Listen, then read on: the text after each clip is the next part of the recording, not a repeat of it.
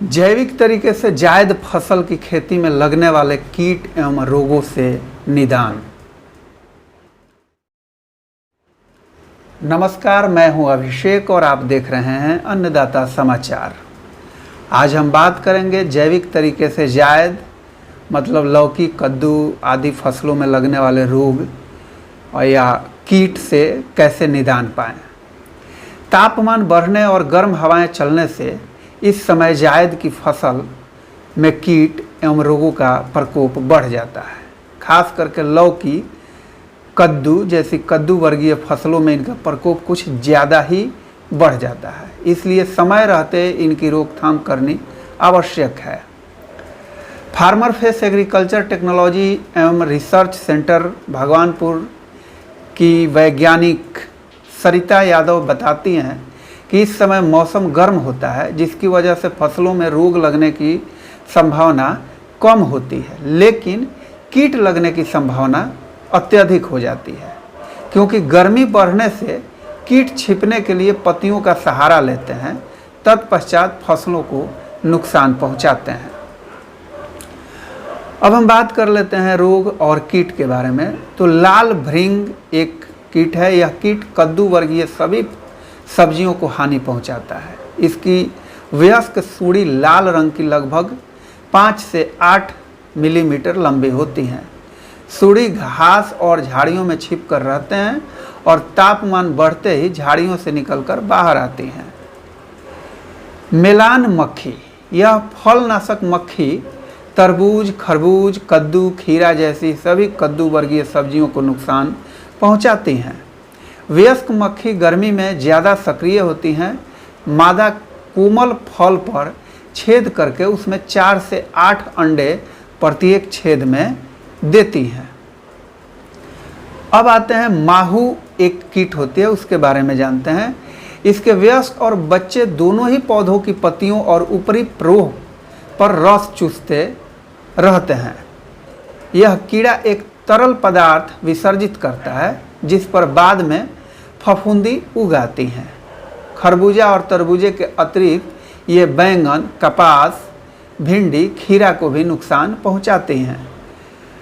लौकी का बग कीट, इस कीट के बच्चे और वयस्क दोनों ही हानिकारक होते हैं।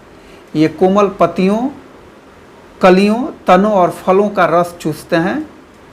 फल बढ़वार की अवस्था में इस कीट के प्रभाव से लौकी लकड़ी की तरह कड़ी हो जाती है।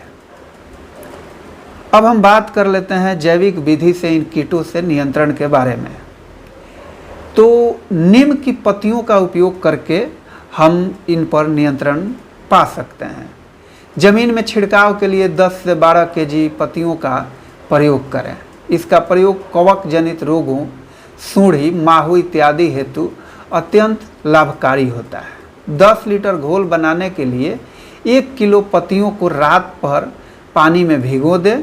अगले दिन सुबह पत्तियों को अच्छी तरह कूट कर या पीस कर पानी में मिलाकर सूती कपड़े से छान लें। शाम को छिड़काव से पहले इस रस में 10 ग्राम देसी साबुन घोल लें। पेड़ की छिलका, 20 लीटर घोल तैयार करने के लिए 1 केजी नीम के बीजों के छिलके उतारकर गिरी को अच्छी प्रकार से कूटें। ध्यान रहे कि इसका तेल न निकले। कूटी हुई गिरी को एक पतले कपड़े में बांधकर रात भर 20 लीटर पानी में भिगो दें। अगले दिन इस पोटली को मसल मसल कर निचोड़ दें व इस पानी को छान लें। इस पानी में 20 ग्राम देसी साबुन या 50 ग्राम रीठे का घोल मिला दें। यह घोल दूध के समान सफ़ेद होना चाहिए। इस घोल को कीट व फफूंद नाशक के रूप में प्रयोग किया जाता है। नीम की तेल, 1 लीटर घोल बनाने के लिए 15 से 30 ml तेल को 1 लीटर पानी में अच्छी तरह घोलकर इसमें 1 ग्राम देसी साबुन या रीठे का घोल मिलाएं। 1 एकड़ की फसल में 1 से 3 लीटर तेल की आवश्यकता होती है। इस घोल का प्रयोग बनाने के तुरंत बाद करें, वरना तेल अलग होकर सतह पर फैलने लगता है, जिससे यह घोल प्रभावी नहीं होता।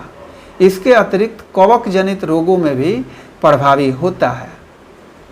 खली कवक व मिट्टी जनित रोगों के लिए 1 एकड़ खेत में 40 केजी खली को पानी व गौमूत्र में मिलाकर खेत की जुताई करने से पहले डालें ताकि यह अच्छी तरह मिट्टी में मिल जाए।